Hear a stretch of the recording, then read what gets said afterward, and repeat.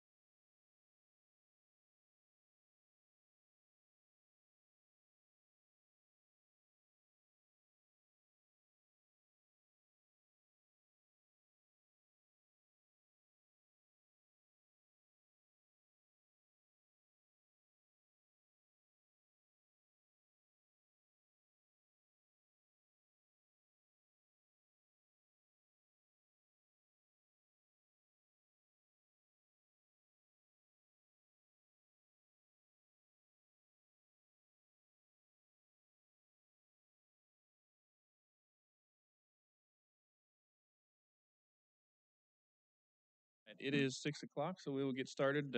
Council did meet. We were in closed session, and we'll come back to open session here and ask the city attorney to read out from closed session, please.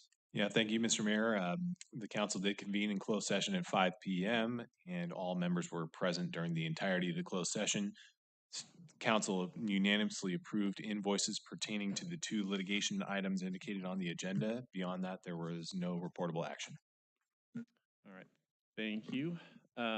Please join us now for the Pledge of Allegiance, and please stay standing for the invocation.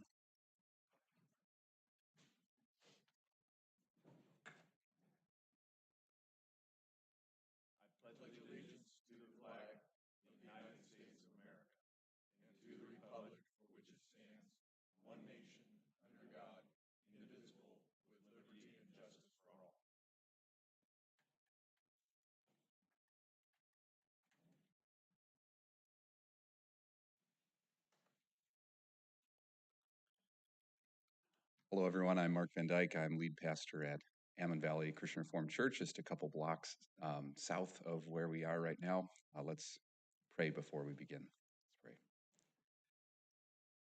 Oh Lord, we gather and we seek your blessing upon this meeting and upon this city.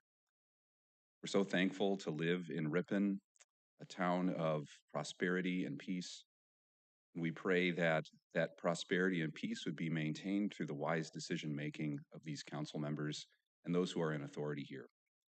Lord, we pray especially this evening for first responders in Ripon, police force, and those who serve in the fire department and emergency services. God, we pray that you would give them safety in their work as they serve this community in a particularly impactful way.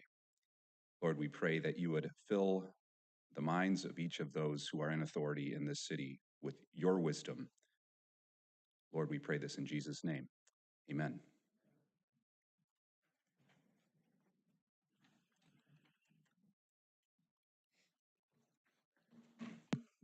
All right, Lisa, can we have a roll call, please? Councilmember Leo Zuber, Here. Mike Restucia, Present. Dean Euchre, Vice Mayor Gary Barton, Present. Mayor Daniel DeGraff. Here.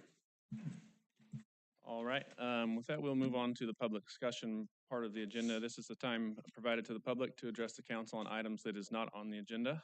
I understand there's at least a few. Is there a show of hands how many people actually want to speak tonight? Okay, so if anybody else wants to come up, please come to the podium. We'll have there'll be a 3-minute timer. If you go a little bit past that, it's okay. I just try and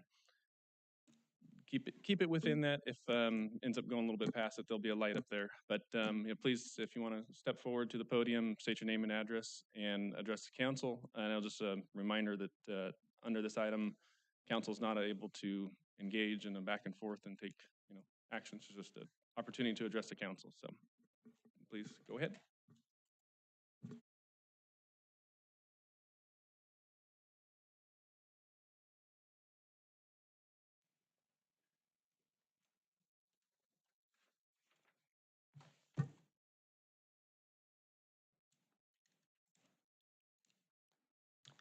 On. Good evening, Mr. Mayor, esteemed council members and staff. My name is Eric Davis and my family and I live at 1231 Callaway Circle in Ripon. I am a veteran and retired engineer from MID and also have experience in land surveying. We received a sidewalk repair notice delivered to us certified mail stating that the sidewalk adjacent to our house posed as a trip hazard. This was an order from the city of Ripon to repair sidewalk or else be forced to pay for the repairs. This was an offending notice that demanded that the work would be completed within 14 days or else be billed for the repairs. Our home is part of the Poppy Hills estate developed by Private Island Homes Incorporated. This developer planted the trees next to the city sidewalk prior to us moving into our home in 2012.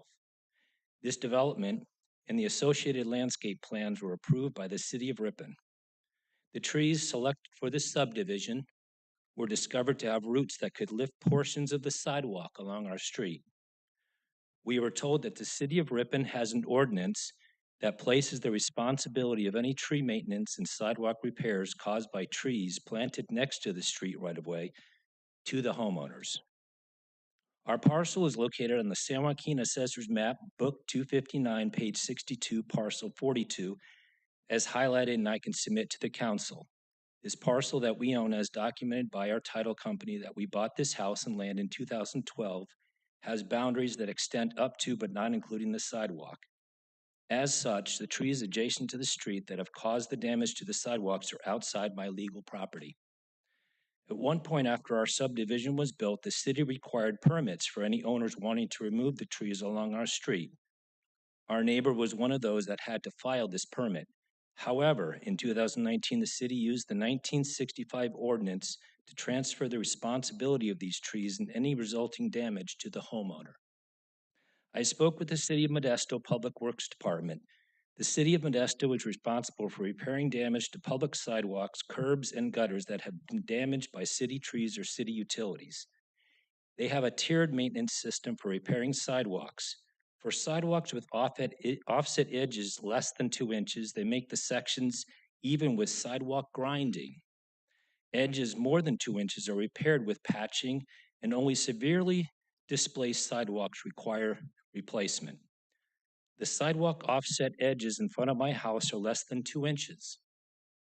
In the City of Ripon ordinance, in section 12.16.020, repair of sidewalk includes grinding. The City of Modesto takes full ownership of the city trees and has a maintenance program for their sidewalks.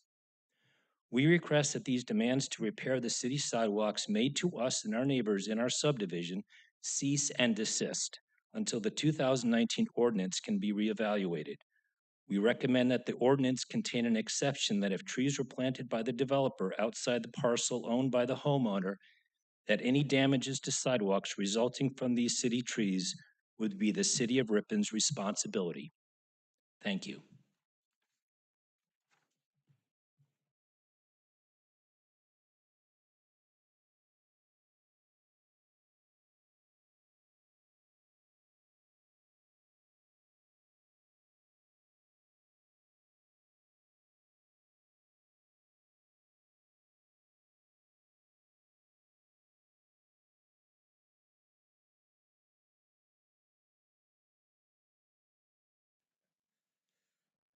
Hello, gentlemen, Mr. Mayor and the councilman. This is the first gig I've had as fighting City Hall.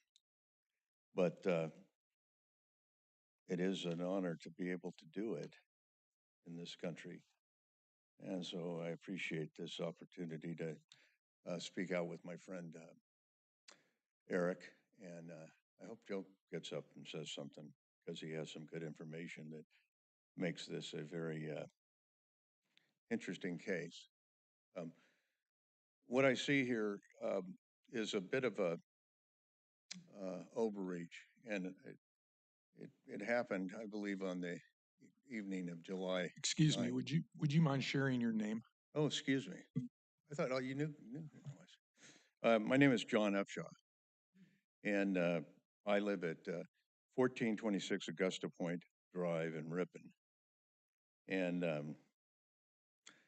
you know, I haven't been hit with this particular fine, but I know it's coming because there's a little lip outside my on the right side of my house, next to the fire hydrant, not too far from the fire hydrant. I'm wondering about what happens if that blows up, if I'm going to be responsible for the fire hydrant. But apparently when this latter 2019 ordinance came into effect, if you read back in the notes of that particular event, is really where I think the problem resides. And it's the sort of offhanded assessment of an explanation given by Mayor Zuber that day when he was talking about this negotiated contract. And I guess it was up for bid, but I think one of the contracts lost is no longer here, and I don't know what the reason for that was. But at any rate, there was a deal made on city repairs, and that's a good idea. This town is full of sidewalks and disrepair. And my sidewalk, I always thought it was in pretty good shape down there on Augusta Point, but there are defects that have popped up because of the trees that Eric was talking about. But what I noticed about this meeting was that it was a quick haul to um, tell us how it worked, about how the homeowners were going to pay for it, and that's what he said. But I don't know who wrote this summary, but I suppose it was the city clerk, maybe somebody who will write the minutes. But Mayor Zuber said he wanted to clarify how this program works. Zuber said, and the property owners are responsible for maintaining their sidewalks. Under this program, if a sidewalk needs repairs, the owner is notified. And part of our packet of things that I sent to the mayor the other day was this sidewalk repair notice. And if you read it, it's pretty heavy-handed. It's pretty nasty. It's a police job, you know. It makes the homeowner who happens to have a bad sidewalk because of a sort of a natural event. These homes are now 25 years old, or about 20 years old, I guess. 2005 was when they were made for us. But the situation with nature is it does transform things. And it's transformed the sidewalks pretty much all at the same time. They're pretty much bullseyes on about 5 houses in my block, and then over on Callaway, there's another one. And in total, there's probably about $30,000 worth of repairs that needed to be made on all those houses once all is said and done, once on those sidewalks. And nobody in our community, we did a little, poll going from house to house, and nobody knew that was a reality that they had to deal with.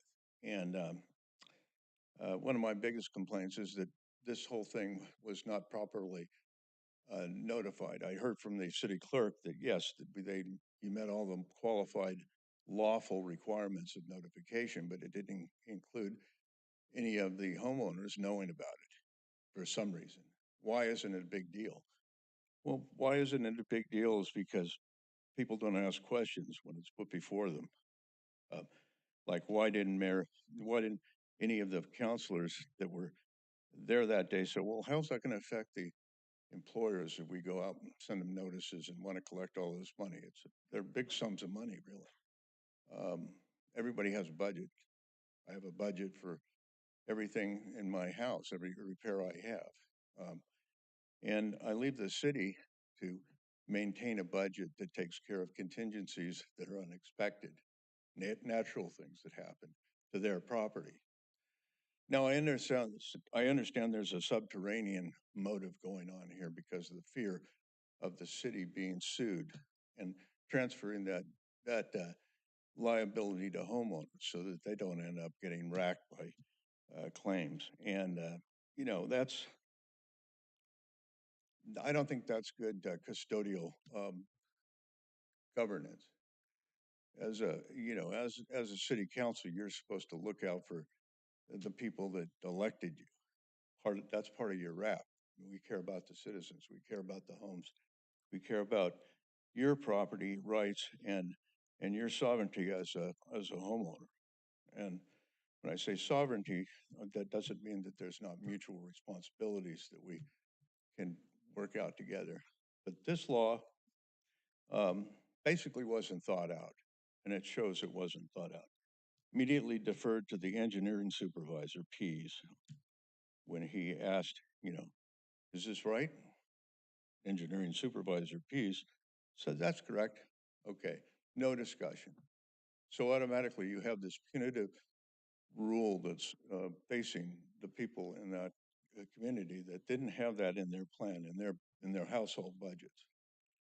I think it's a city's responsibility to look at the overall conglomerate of different environments that you have to serve in terms of sidewalks. This city is a hodgepodge. I walked up Acacia Street the other day, just going up for some coffee at the little corner cafe. I love this city. It's a really nice city. And but I noticed that my city, my block, around Callaway and Augusta Point, it's very minor, but there's no consistency. There's there's wrinkles in the formations. There's lawn that comes up to the curb. There's and then some that stops in the middle of the sidewalk. That place is just it shows that you put an ordinance together and you're trying to overlay it, and you have a community that has so many different contingencies, just like tree roots coming up, that you need to look at a sort of overall coverage or an allocation somewhere in your budget, which is the smart way to do it, so that when these things happen, you can build the fund. We don't mind chipping in. We don't not mind participating with the community in order to, keep the city looking good. And we all want to do our part, but we have to, when you see $5,000 going out the door because of the fact that your sidewalk that happens to be adjacent your house is your responsibility now, and the city is telling you, no, it's your responsibility, and you've got to file a permit asking and saying that you're taking responsibility for it. Well, if you're telling me I'm supposed to do it, excuse me, but I don't want to have to ask you to do something you're ordering me to do, and threatening a lien on my house. How neighborly is that? It's just it's not right. And I'm going on a little bit longer than 1 minute, but basically, all we're asking you to do is, as Eric said, cease and desist. Stop it. This is stupid. You weren't thinking about anything other than getting the job done. The city engineer, you just deferred to him. His job is to go get it done. If I was a city engineer, I'd find the police authority that notification gives me. That's pretty good because I can manage my time. I can send out notices all I want. It's not his fault to think about what the responsibility of the public is. But it is yours. You had a responsibility to think about that when you knew that much money was going to go out the door of individuals who, these are hard times. We're Ripponites, so we're not in the worst of times. But, and again, we don't mind sharing the burden. But heck, work it into the budget or add it to some other agency that you have, pushing the leaves out for us. It can't be that much.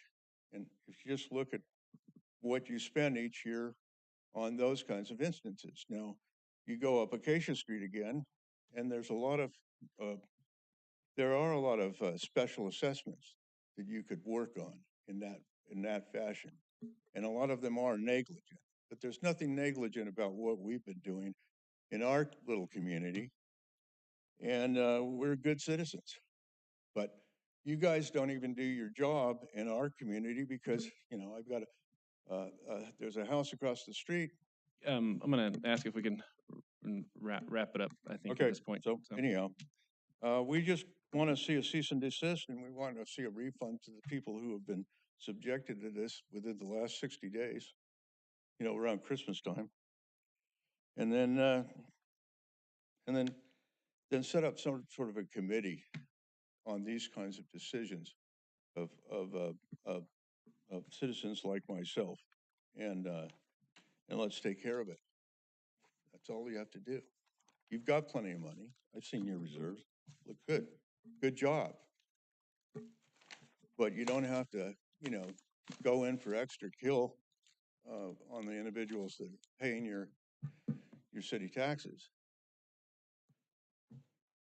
And you don't have to give us a misdemeanor, for getting excited about it. So thank you very much for your time, and have a great spring.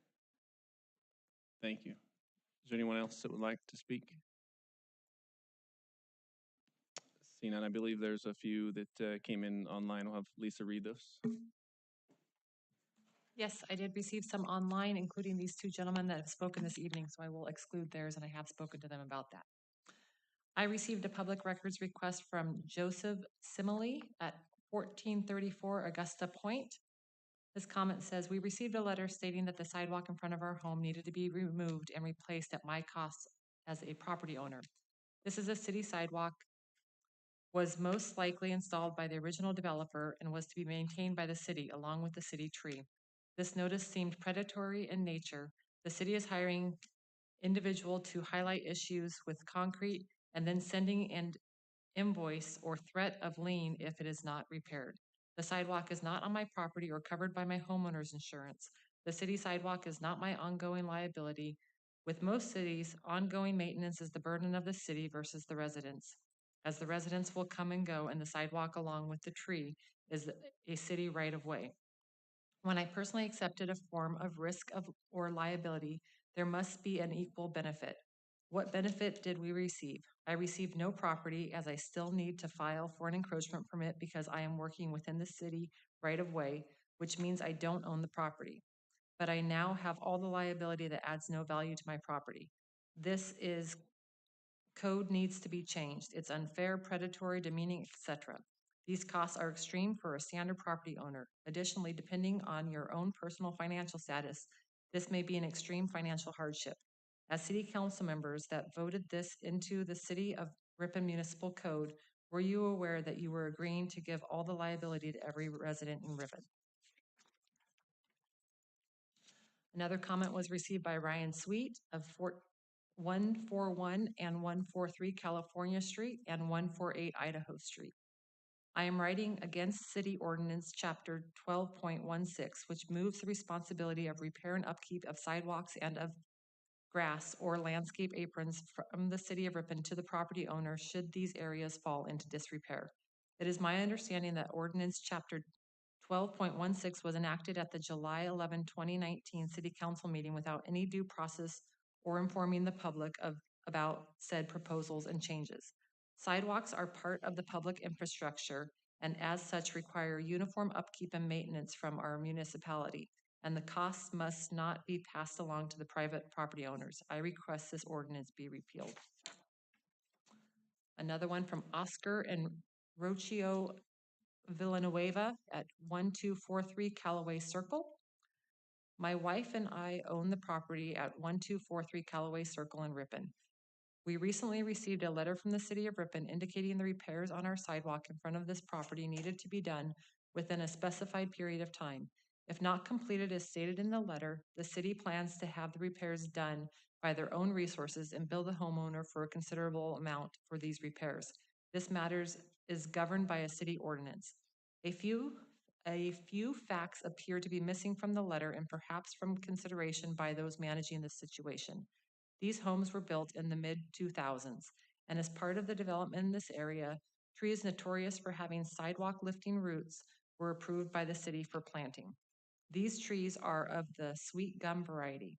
The end result after 20 years of growth is that these trees, as could have been predicted, are in fact lifting the sidewalks, causing trip hazards for those walking on them and creating an unsafe situation for city residents. It appears the city made a poor decision in approving the planting of these trees, and now there is an attempt to have the homeowners are being made to pay for this mistake. In summary, the city approved these trees now causing damage to the sidewalks that are the property of the city. We are requesting that the city take responsibility for this bad decision, types of trees approved for the area, and do the right thing by doing sidewalk repairs at no expense to the homeowners. That is all. All right, thank you, Lisa. I think, appreciate everybody coming to, share their comments, whether through the online submittal or being here tonight. I think one thing I would encourage all of you to do if you have concerns about this is meet with staff. Staff's gonna be willing to, talk through these things, work with you on the issues at hand. And I think, Kevin, would you mind taking a minute to maybe give a little bit of background on the history of that particular ordinance that we received the comments on? Yeah, happy to, Mr. Mayor. And like you said, my staff's happy to meet with anyone interested in talking more about this. But this program has been around since the late 60s, early 70s. I think we went back and looked. I think we saw records from 1965. So it's been around for some time. And what the program is the responsibility of the maintenance of the sidewalk and liability if an injury does occur is the responsibility of the property owner. How the city of Ripon and many cities in California have similar type ordinances is because the street and highway code of state of California allows cities to do this. And really the background for it and why people do it is because it is the private tree roots that are raising the sidewalks, and those are maintained by the property owners. There's been a couple actions. We've talked about the 2019 changes to the ordinance. If I remember correctly, the biggest change to that was the notification timelines. We were updating those. And then also understanding the financial responsibility that goes along with this. The city council wanted to provide a 6-month interest-free loan that wasn't previously there. So that was added to the ordinance in 2019. The other thing that recently happened, we were using an outside contractor, and the city has always offered the property owners the ability to either use their own private contractor or we have extended the prices we receive through bids to the homeowner if they choose to do that. When our most recent contractor a year or two ago notified us he was retiring, going out of business, and we talked a lot about how to do this as cost effectively as we can. And then with this year's budget, the city council approved hiring public works staff to go out and do these repairs. So again, we're passing those on to the property owners. The billing for those is really just passing on the cost to the city. There's no additional cost on top of that. So there's been a couple of things that have happened over the years where the city has tried to understand the financial burden that goes along with this. But sidewalk trip hazards are a significant safety concern in the city of Ripon and many cities in California. And we get these reported to us a lot. We have not gone out and looked for these all around town, but we do get quite a few calls because people have fallen and been injured. And so when we get these, we do try to take it serious and try to go out and mitigate these as soon as possible, working with the property owner. The other thing I would say with that notice, it does include an opportunity to schedule the repairs. It does say the 14 days, but a property owner can request in writing that be extended for up to 90 days, working with the city engineer. And that is really what happens. Most of the time we get these, people come in and say, I'm not able to do it in 14 days, I need more time. And we work with them on the scheduling of those, as it says in the repair notice.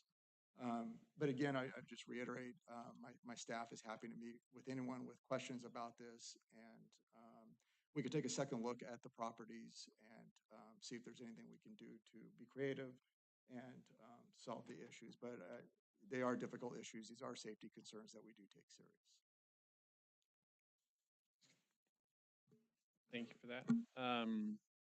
So again, yeah, thank you for bringing your comments and showing up to council meeting. I would encourage you to meet with city staff to work through solutions for these. With that, we'll move on to next agenda item is approval of the minutes of the regular council meeting January 14th and January 22nd special meeting. I'll move to approve. Properly moved and seconded. Oh, sorry. Did you move, Leo?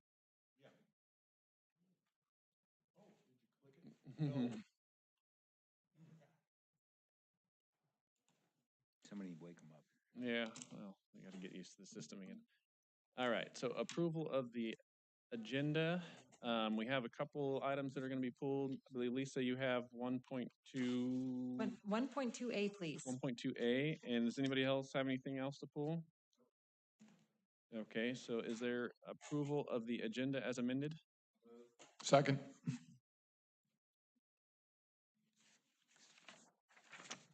And let's do the consent calendar as amended. Second. And 1.2A. Yes, thank you, Mr. Mayor. I do have an updated invoice for the general services from the Law Office of Thomas Terpstra. The amount that was on the agenda for the $3,542 was erroneous, and it should be $4,574.50 for a total amount for all of his invoices, to be $6,124.50. I'm happy to answer any questions regarding that, but it was just a, calculation error on my part. Any questions? No. I'll move to approve. that Second. agenda.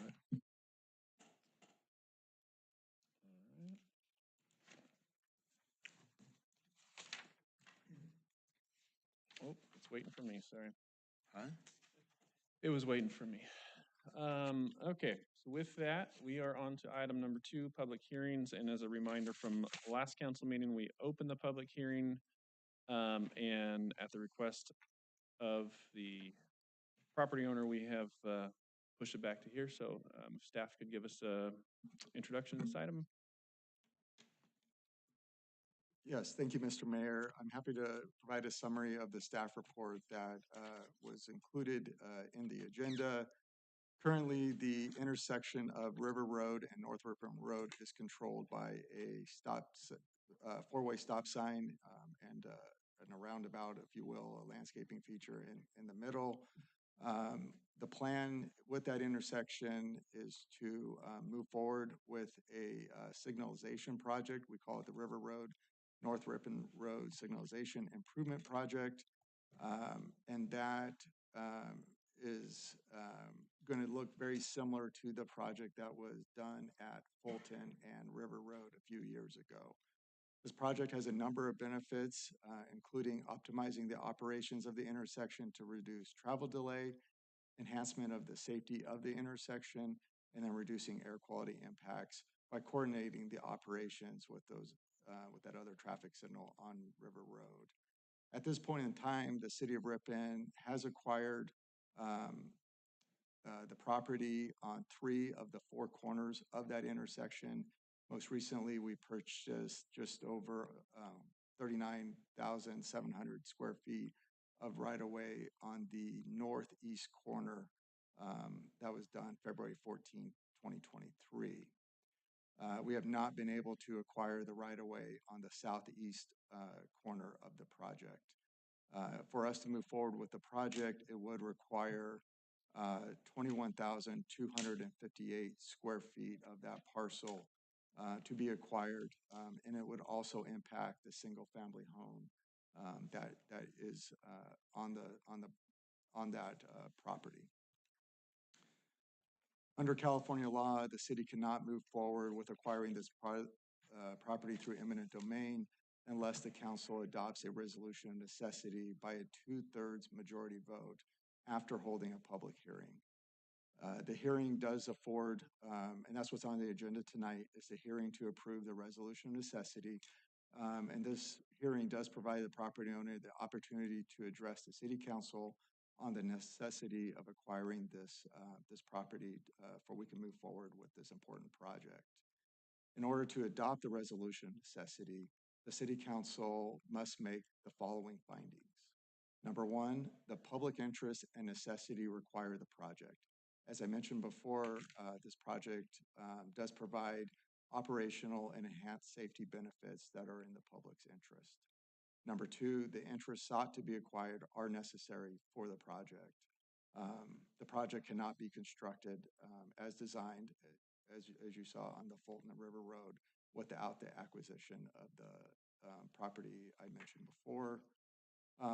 Third, the project is located in such a manner as to offer the greatest public benefit with the least private detriment. Staff has evaluated the need for this project, and a lot of that was really when we were doing the Fulton and River Road intersection. We did talk about a lot of options of how we would do that, and that really dictates that this configuration and continuing the same configuration at the River Road, North Ripon location. And then lastly, the last finding is a government code offer needs to be delivered to the property owner. That was done January 9th, 2024. Ripon sent the offer in conformance with the government code. With that, I'm happy to answer any questions. Any questions, comments? See none. Okay, so well, this is a public hearing, so I believe we have, folks here.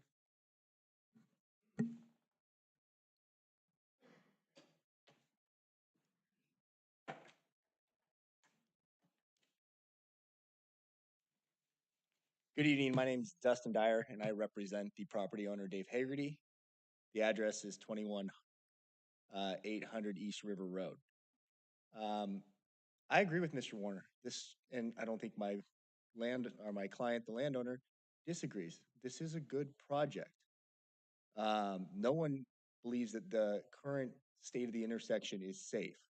Mr. Hagerty's had dead bodies on his property. He's had to make insurance claims because people have run into his home previously. We've never had an issue with the proposed project. We've only had an issue with the manner in which the city is attempting to proceed with the project. The fourth bullet point identified by Mr. Warner was an offer made to the property owner. Now, Mr. Warner identified that it's a taking of a house. And the offer made to the property owner under the current deficient appraisals for $187,000, taking a 1,200 square foot house and acreage with it. And we became aware that it was a full taking of the house in November of this last year. The appraisal does not include accessibility of the remaining buildings on the property, any remediation that's going to happen to the septic tank that's there, or the well that is currently there. There's no relocation compensation. We have, as we've always been, more than willing to have a reasonable negotiation in which the city comes with a reasonable appraisal and we can come with our own and have a discussion regarding, does this make fiscal sense to come to an agreement? Currently, the city coming with a $187,000 offer is like walking on the Mercedes dealership with $20,000 and asking for an S-Class. We're not in the same ballpark, and that does not create a fruitful discussion. If this resolution is approved, there's only one guarantee that's going to happen. There's going to be eminent domain litigation, and both sides are going to spend way more than the amount that should be in question here. If that happens, that benefits me as the attorney. That doesn't benefit my client. That doesn't benefit the city. As I understand, there's a separate appraisal that's been done by the city that hasn't been offered to us, which has a more accurate identification of the value of the property. This won't be the appraisal that the city presents at the eminent domain litigation. I think, and I should add also that my client is in the process of obtaining his own appraisal. Those take time. Those take significant money as well to do. We would prefer these two reasonable appraisals be used to see if there's a negotiation that can occur rather than a litigation. So with that understanding, I believe that this resolution for a necessity is premature. There needs to be an exhaustion of reasonable offers prior to just giving one lowball offer for $187,000 for an entirety of a house and then saying, we've checked this box, move on. That's not acting in good faith for the residents, and that's ultimately not going to benefit not only Mr. Hagerty, but not going to benefit any member of the community at Ripon, because that's just going to lead to litigation costs and bad emotions on both sides. With that, I thank you guys. Oh, additionally, excuse me, I'm so sorry about that. Thank you for the reminder. Currently, as the road sits right now, half of the road in its current location isn't on city or county property. It's on Mr. Hagerty's property. And that hasn't been accounted for as part of the taking or of part of the appraisal of the taking. There needs to be an accurate reflection of the entirety of what is being taken there. There's also an issue that this is going to be city property and the current easement sits on a county, or the road sits on a county easement. There's going to be legal issues about annexation of this into the city and what that causes as the use of the easement. But that's never been properly addressed. I'm not sure the city even knows about that at this point, but that's just one other brick in the wall that demonstrates we're not to the point that everybody has shown all their cards and that a reasonable discussion has been exhausted here. Thank you.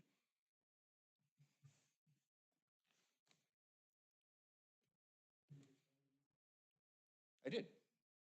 The easement sits on half the road. It's the south portion of the entirety of the road is actually on Mr. Hagerty's property via an easement, not owned by either the county or the city. Yes. Yeah, it's an L-shaped easement that goes on both parcel or pieces of the road.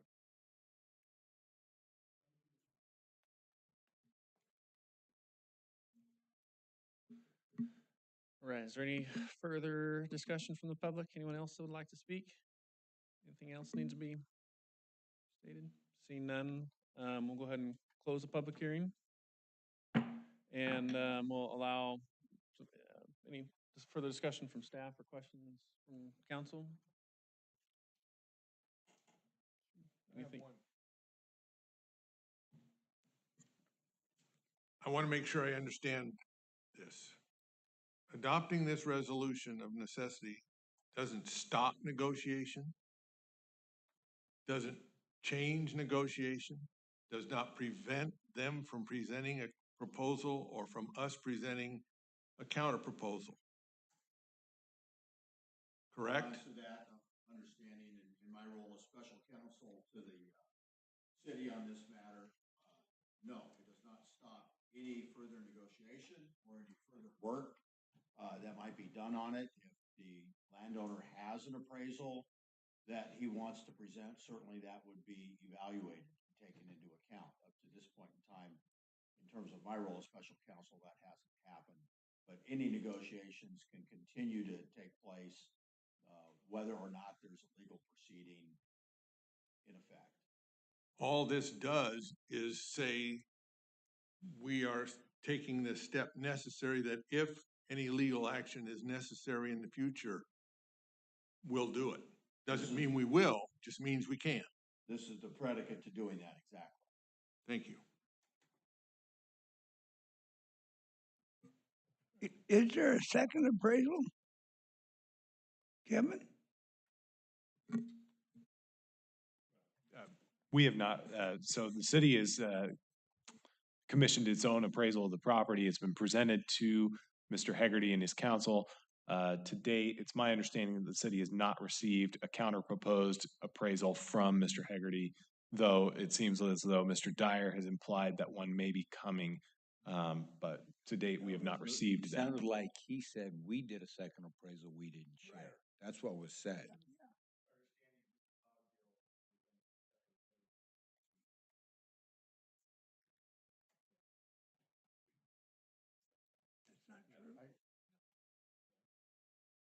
No, we only have one appraisal. That was sent in the offer. So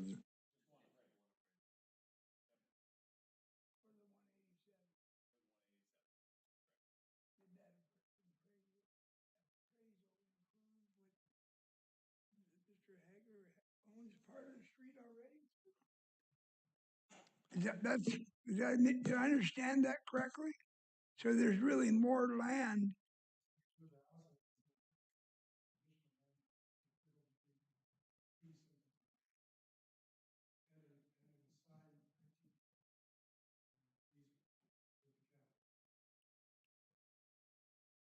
Okay, I never looked at the appraisal, but the house wasn't part of the appraisal either?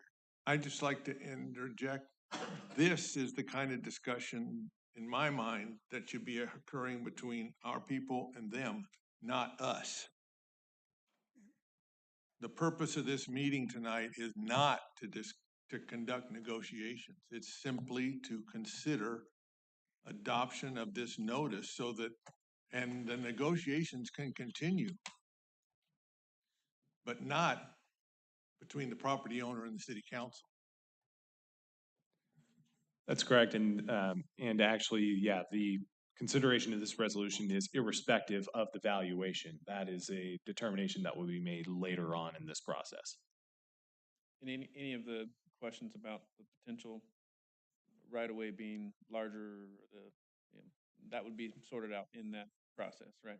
Correct. And as Mr. Fagundes indicated, this doesn't stop the negotiations. And in the process of the negotiations that can happen, should the council approve this resolution, absolutely can bring up additional issues about property boundaries and to the extent that those issues are material to this discussion. Okay. Is there any further questions, comments, thoughts? A motion? I'll make a motion that we adopt the resolution of necessity. Is there a second to that motion? Second. It's properly moved and seconded. One vote. Well, Yeah. oh, that's right. We don't have to do that. We can't let him make the motion anymore.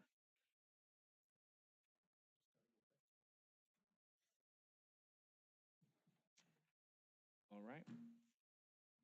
Moving on to item number 3, discussion items of Jacktown Golf Course capital improvement reimbursement. Kevin? Thank you, Mr. Mayor. As the council knows, Sierra Golf Management took over the operations of Jacktown Golf Club on January 1st. They have provided a list of capital improvement projects that they're working through. The golf course committee did meet with the golf course manager at Jacktown Golf. We got a tour of the facilities and all the work that they're doing, and it looks really good. There are 4 projects. They have paved the practice area. They wanted to get that done before the winter and with the rain. So that one has been completed.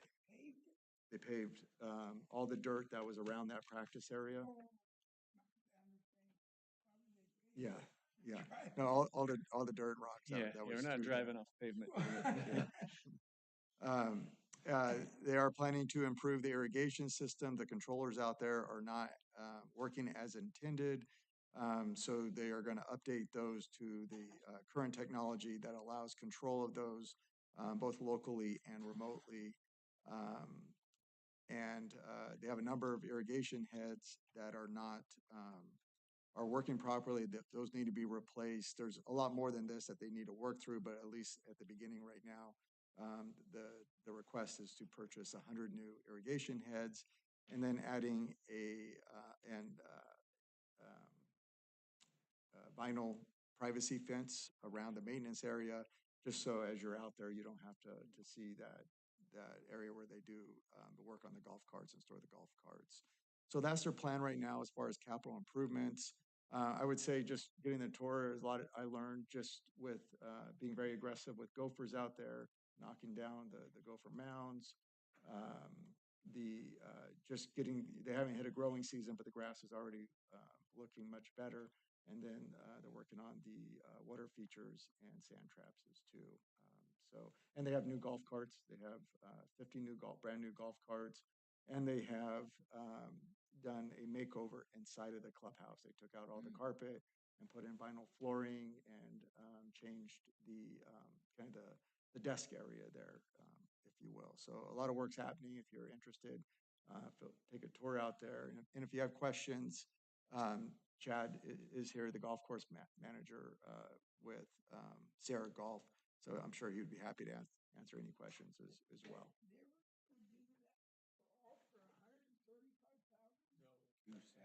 207. So good point. The golf course, the lease does allow, we have a capital improvement fund set up where we split these type of long-term improvements with the lessee. So the total cost would be $270,605. Yeah, and then we would be responsible for half of that. Seems pretty reasonable. Right. Well, yeah. I mean, those carts alone gotta be worth, what, $5,000? Yeah. Times 50. Yeah. It's not part of the capital improvement. Yeah, and I would just add, I was along with Kevin on the tour and appreciate you taking the time to show us around what they've done. It's done an impressive job out there already, and like Kevin said, not having a growing season yet, and just seeing actual improvements to just the grass and what things look like. It's nice to see. So, It's more than been done in the last 10 years. mhm. So that's the discussion. Is there any, I don't know if there's any other questions. Otherwise, I think we're looking for action tonight, right, Kevin, to approve this payment? So moved. Second. I think it's I can get the awesome. vote up. Oops, sorry, oh, sorry, Gary. Yeah, well, Oh, no, you got it, okay. you got it. Yep. All right, item 3B, discussion on an update regarding the Consolidated Fire District.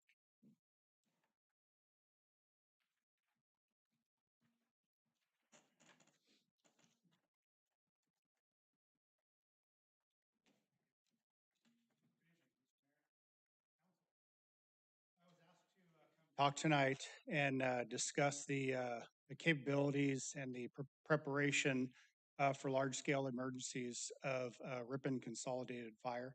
I am Eric DeHart, the Fire Chief of Ripon Consolidated Fire. Hopefully I do this right. Oh, boy. I'm sorry? There we are. Okay, that's half the battle. I figured first we should probably start with a map of the areas that Ripon Consolidated Fire is responsible for. You can see that it's 56 square miles. It's a pretty big territory. You can see the boundaries where we are, bounded by the river to the south, and then how far we go to the east, west, and north. We do have 3 fire stations. Only one is staffed, which we operate out of, which is our Fire Station 1. We have all of our personnel assigned to that location. And any given day, there's a maximum of 5 personnel. You have 1 fire engine that's staffed with a captain and an engineer, so 2 people on that. We operate an ALS ambulance, which is very rare for fire departments in this area.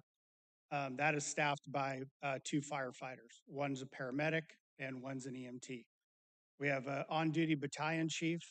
In some cases, when staffing becomes very strained, the battalion chief can bump down and fill a role on a fire engine or an ambulance. But if everybody shows up to work and everybody's healthy, we end up with 5 people. Then, of course, the administrative staff. I'm sure you've driven by our fire station and you've seen it's a beautiful fire station and all the wonderful equipment that's up front ready to respond. All of that apparatus is covered by 2 people. So based on the incident that we have, whether it's a water rescue, whether it's a grass fire, whether it's a house fire, they determine which piece of apparatus they're going to roll onto. So it's very fluid. We're constantly making decisions based off of time of day, time of year, what's going on in the area, in our community, and around surrounding communities. We do have the 2 other fire stations. Station 2, which is on Murphy Road. It's always traditionally been a volunteer station. 20-something years ago, Ripon Consolidated had a very stout volunteer program. I've heard as many as 40 to 50 volunteers on staff, which is just absolutely incredible. It blows my mind. As of today, we only have, I believe, 2 on the books currently. We are looking at ramping up our program, but that's what we have today. The district went into a contract with AMR. They have plans to move into that facility and turn it into a dispatch center for themselves. It was a very wise move for the district. I don't see us using it as a fire station in the next, few years at least. And then, of course, Fire Station 3, which is on the corner of River Road and North Ripon Road. Everybody, I think, understands the situation that we have there. Trying desperately to staff it, just need to raise some funding for it. This is a current run string of the calls that we ran for 2024. You can see almost 2,400 calls this year, 2,383. And then the breakdown of fires, medical aids, hazardous conditions, which could be like a wire down, something like that. Service calls could be your cat in the tree, you know, anything that doesn't necessarily equal to an emergency per se. Good intent, false alarms, that's going to be like your fire alarms at businesses and so forth. The one area I really want to point out is the concurrent calls. 520. Thank you. Hard for me to see from here in this angle. That is the amount of, those are the calls that we get when we already are responding to another call. So roughly 22% of the time we get a second call that comes in that we cannot respond to. Normally that's when we ask for mutual aid from Manteca or Escalon. If appropriate, the battalion chief might respond to that, or if they even get desperate enough, I even will respond to those calls. Then you can kind of see the breakdown. I believe all of this was posted on our website and through our social media as it's something that you can go back and look at further if you wish. Chief? Yes. Yeah, what is a good intent call? I'm not familiar with that. Good intent is going to be there's a cat in my attic, or it could be smell of smoke and we think it's a fire. We get there and we can't find anything or something like that. Nothing that's malicious, just somebody that thinks that there's an emergency or reports something that sums up to emergency and it doesn't fall under the fire or medical aid or something like that. So as we're starting to ramp up to large emergencies, I want to talk about what a typical structure fire looks like in our area. A house fire, I wouldn't necessarily call a large scale emergency. For most communities, a house fire is a bread and butter fire. So you can see what is required for us in order to properly put out a house fire and to do it safely. You need the incident commander, or what we call the IC. That person he's the coach. He's the person that puts the plan together, sets the tactics and strategy, and then commands the troops to go out and do those things and do them safely. Our fire attack teams, a minimum of 2 people. If you have a large house, lots of furniture, it could take 3 or 4 people to maneuver the hose line through the obstacle course to get to the seat of the fire. Larger houses, 25, 3,000 square feet or larger, 2 stories, sometimes they need 2 lines or sometimes 3 lines to get in there and to suppress the fire. So you can start in your mind to start, doing some math and adding up very quickly. 2 out or RIC, Rapid Intervention Crew. We are required by OSHA before we go into a house fire, if there's an ideal H environment, which means smoke basically, we have to have 2 people outside before we can send 2 people inside. And it's all about a safety thing. If those 2 people inside get in trouble, we then send the 2 people outside to go help them out. There is one exception if it's a known rescue. So if we arrive on scene and somebody comes in and says, my mother is in there, not I think, there might be, my mother is in there, we then can violate that 2-out rule and go in and save the person. Now, obviously, there's a whole lot of other things we have to take into account, but that's the only reason we can violate that 2-out rule. Search teams, again, a minimum of 2 people. Their sole purpose is to go in and rapidly go through the house, corner to corner, trying to find any trapped victims. Water supply. It is such a rare event. You have a fire and there's a hydrant across the street or on the same property. It's always down the street. So we always assign 1 fire engine. Sole purpose is to take care of that. If we're lucky, it's only a 100 or 200 foot stretch. If we're on the edge or outskirts of town, it could be 500, 600, 800. It could even be a longer lay if necessary. If that's the case, then it takes more people, more apparatus to get that job done. Ventilation, cutting a hole in the roof. This allows the superheated gas and air, smoke to get out of the structure. It makes the environment safer for the firefighters in.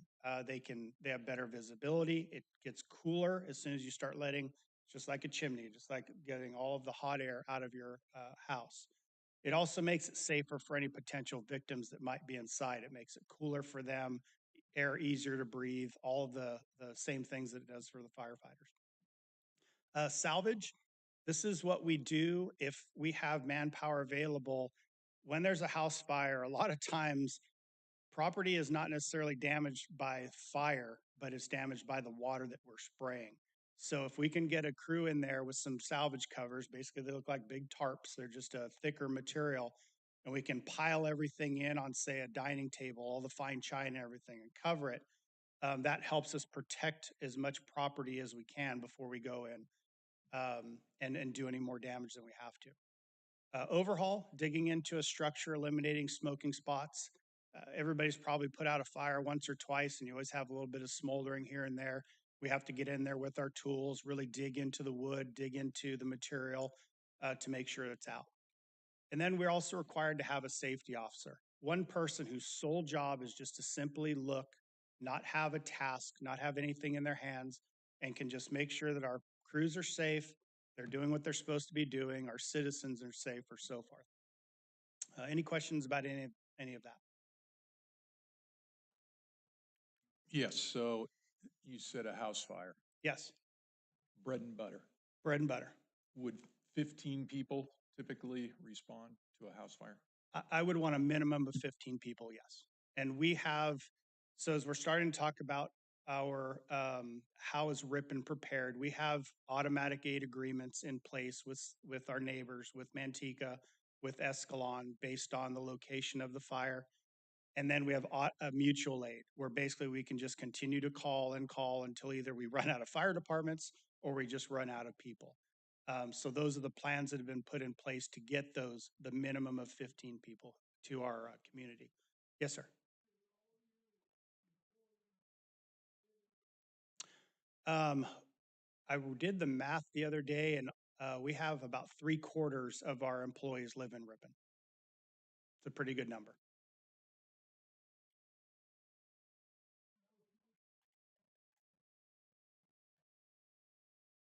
I'm finding that out. I think everybody pretty much knows who they are. Yeah. Okay, I found a pretty good video that I've downloaded. We're going to watch a couple of segments and then we're going to talk about it. This is from the Palisades fire. This is what the firefighters dealt with when they were down. And we're going to go through this a couple of times. So first, I just kind of want to watch this 45-second clip of what this individual shot.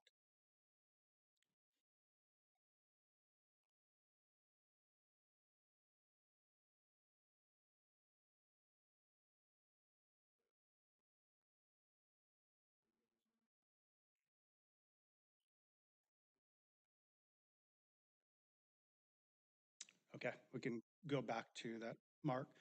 So I'm going to keep it paused for a second.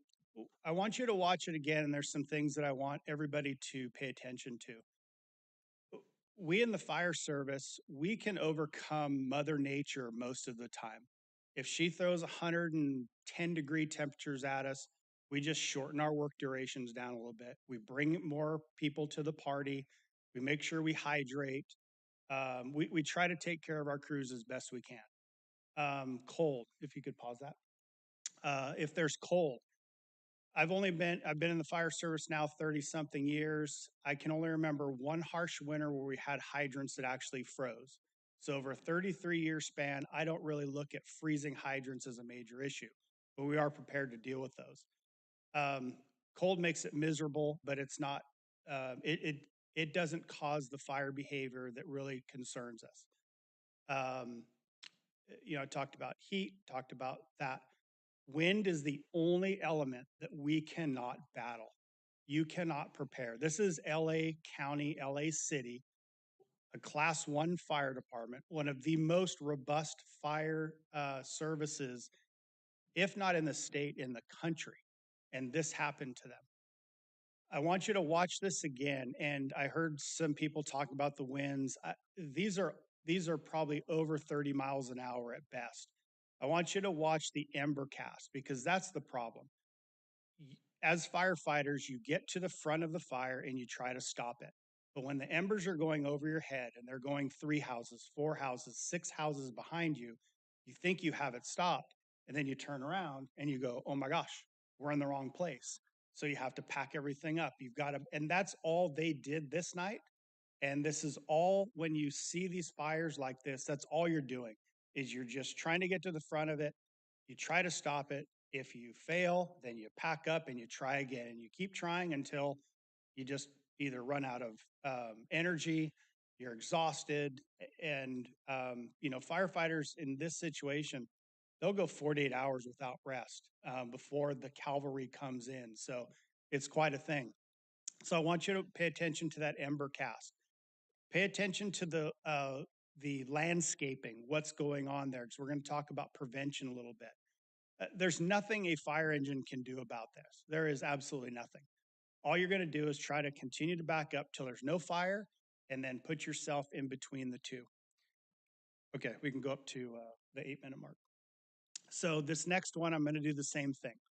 We're going to watch this little 2-minute clip. This is a very typical action of what happens. You can see there's an engine company on scene of a house fire. I already told you, when LA Dumps has a house fire, they're probably putting 30 people on a house fire. I would be thrilled just to have 15. But you can see 3 people. So this is telling me there's an engine company on a house that the roof has already been burnt off. And the questions I asked myself when I first see this is, what were they trying to accomplish? They're obviously not trying to put this house fire out. They're not going to. Houses are designed to keep people out and water out. In order to put this house fire out, you've got to go inside. So that's not their intention. They're in wildland gear. They're not in structural gear. So legally, they can't go inside. They would end up getting hurt. They do have some SCBAs on, probably because the smoke was so bad they couldn't breathe. They were breathing clean air from time to time.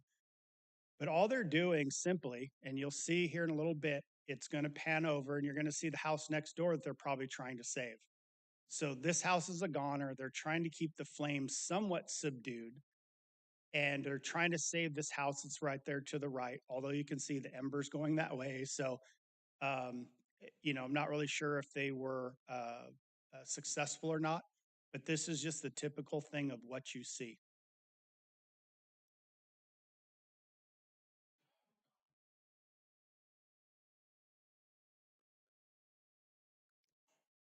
I know there was conversation about water down in the Pacific Palisades. I can't answer if the reservoirs had an effect. I can't answer any of that.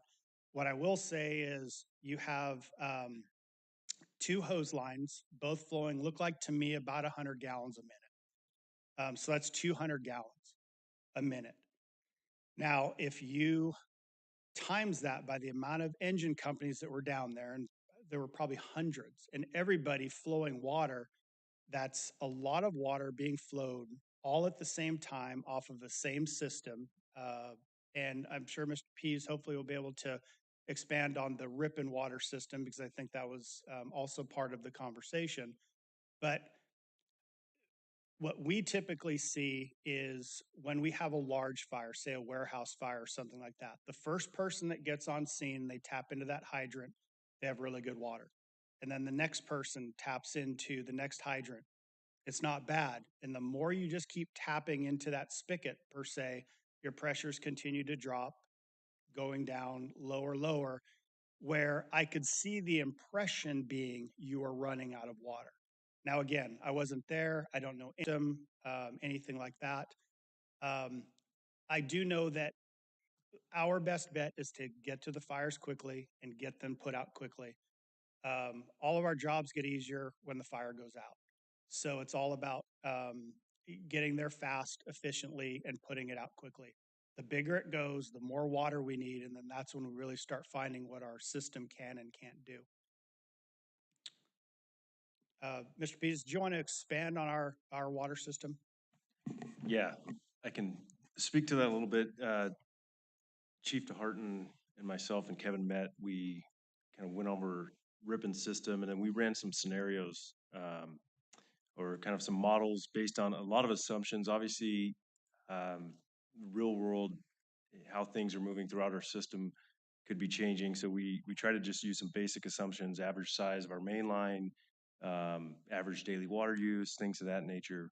But just to give you an idea, we kind of ran some numbers with 3 hydrants, 6 hydrants, and 9 hydrants. And then we also took into account our tanks, right? How full our tanks are, where we're at. And if we had 3 hydrants off of one 12-inch line, and it was our max day, so peak summer, right, where the entire city's using water, you'd be looking at about 16, 17 hours of time before we start getting into some serious pressure issues throughout the system.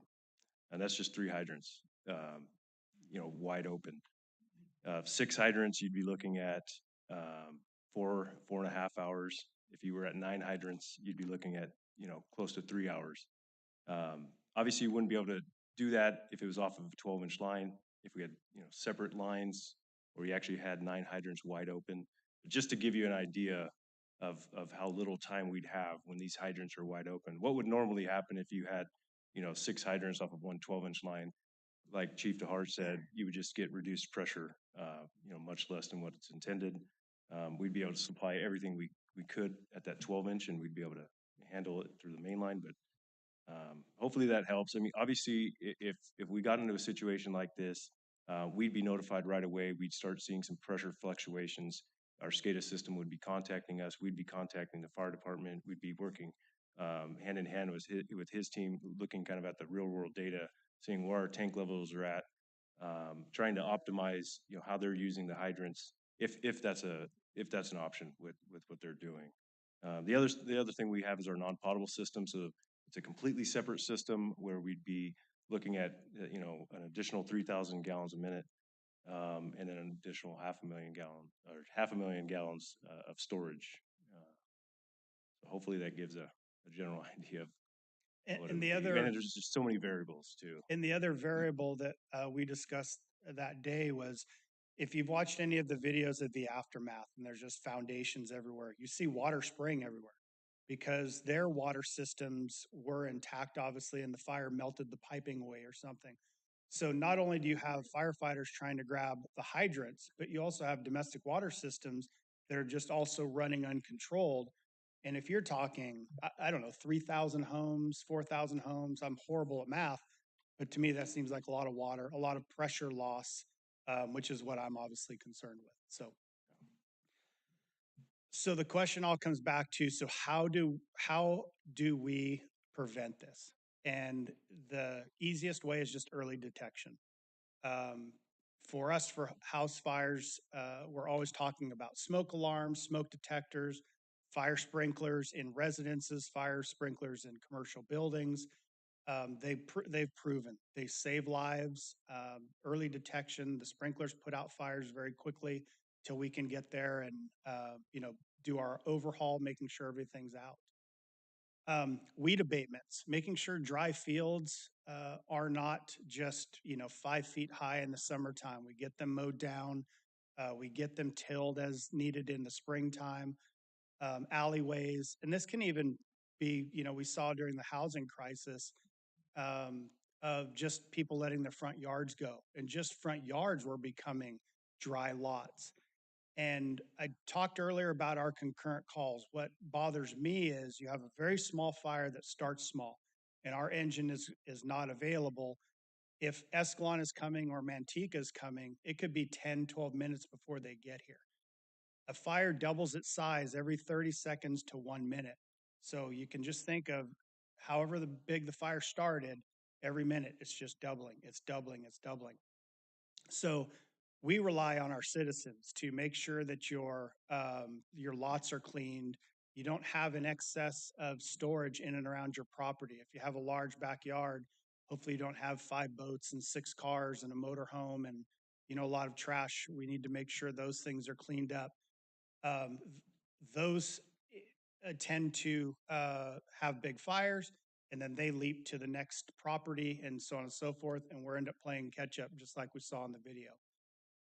Landscaping, dry leaves and flower beds, and then rain gutters. We see this a lot.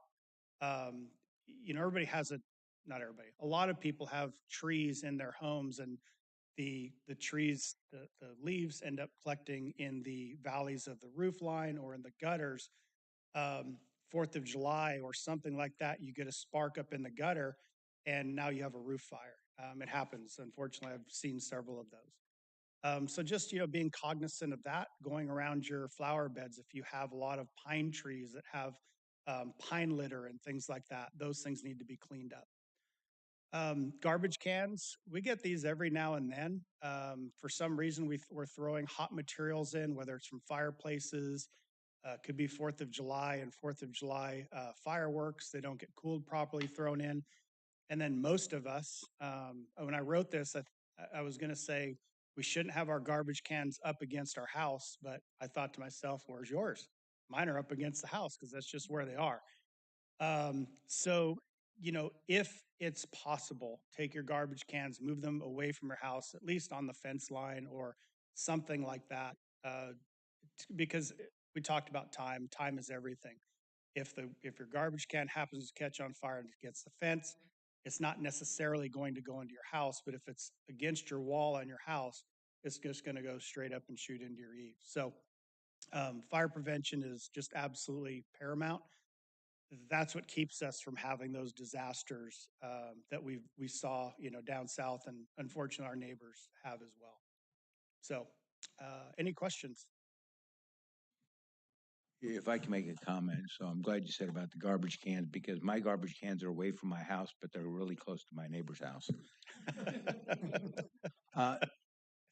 The reason I wanted is we talked about that I really appreciate you coming and doing this, because when the fires happened in Southern California, people are asking me questions I just couldn't answer. And I knew Vince would be here and we're on YouTube and people can take a look at that. But so I learned some of the things from tonight, but it sounds like you guys did some scenarios.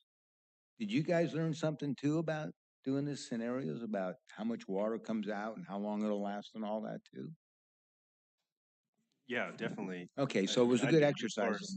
Okay. Yeah, as far as there's so many variables that go into Sure, this, right? sure. And if you're using hydrants off of one leg, Right. you're really going to be limited to that leg. So, But we've never done that scenario before, so I think that was a good exercise as well. So thank you for doing this. I really appreciate it. It was very helpful for me, and I think it's helpful for the public, so thank you. Absolutely. I definitely appreciate the opportunity to come in and talk about this wonderful fire department. To answer your question, yes, it was a meeting that I needed to have with the city's water department just to understand how the system works. It's obviously extremely vital to what we do. But I'm always open to coming down and talk about any topic, fire related, anytime. So I definitely appreciated the invite.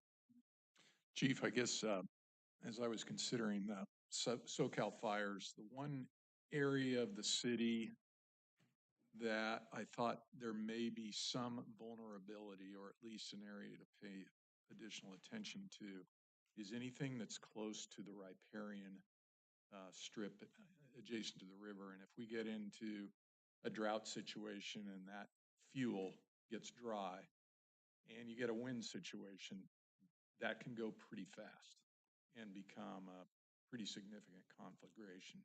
I don't think there are too many homes that are close enough to that would get involved, but there are, I think, a few. So I just wanted to ask your opinion of that, and what, if any, time your department has spent considering that. Yeah, as I've looked at the vulnerability of this community, that area, and please forgive me, I don't know the name of the neighborhood, but basically what's over there by Highway 99, where basically the subdivision chief Bitters lives in. Somebody help me with the neighborhood, what it's called? I'm sorry? Laurelwood?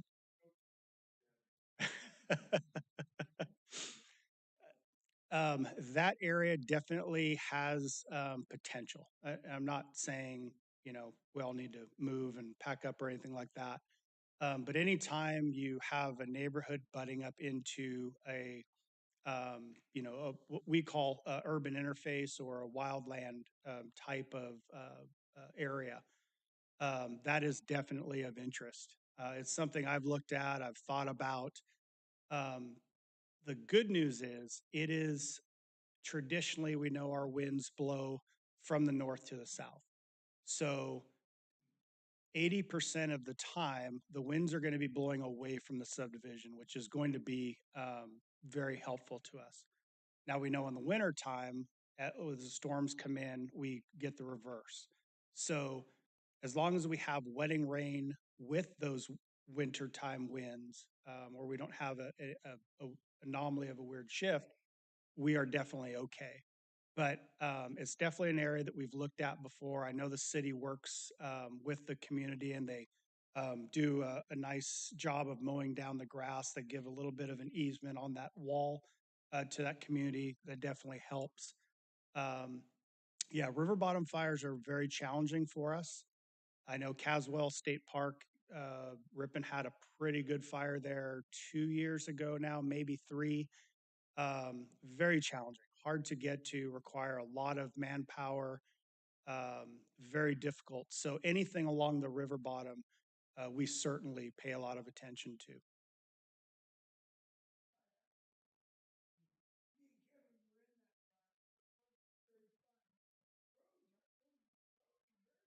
Yes, they are. I was going to say, did the investigators talk to you?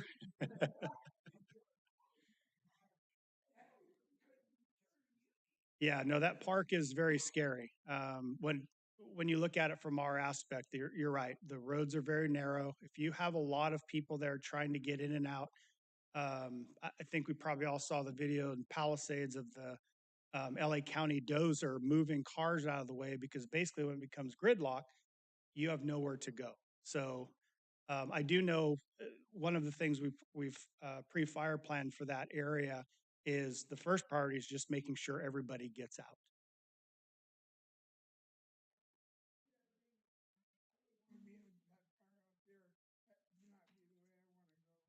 Yeah, for sure. Good. Anything else? Thank you very much. Absolutely. Appreciate Thank it. you. All right, we'll go on to reports. Chief? Mr. Mayor, Honorable City Council, all I had to report on is we do have our AOR 1 community meeting tomorrow night at the police department at 7 p.m. Even if you don't live in AOR 1, you are all welcome. Anyone in the city of Ripon is welcome to that. So, Any special preparations for the events coming up here at the end of the month? yes, we're busy, we're preparing, and we will be ready. Perfect. Okay. Ken, you got a meeting coming up, Valentine's Day, that's time? Yes, after a short hiatus, the planning commission will be back on. So you can come out and join us. Take President's Day off. This is our one Tuesday night meeting we have of the year, so it'll be on Tuesday night. A couple projects to consider is where the old Edie's Taco Shop is downtown.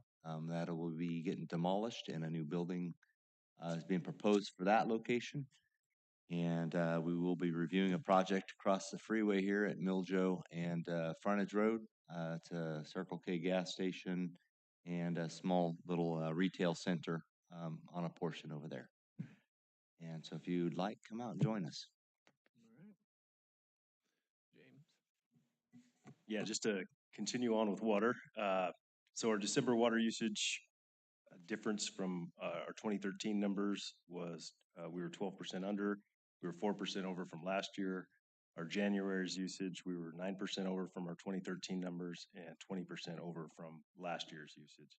And then our water conservation numbers, we had between December and January, we had 180 contacts. We had 3 violations that resulted in penalties. That's it. All right. Thank you. Mr. Terpstra? Mr. Warner? Mr. Zuber, you're up first. No?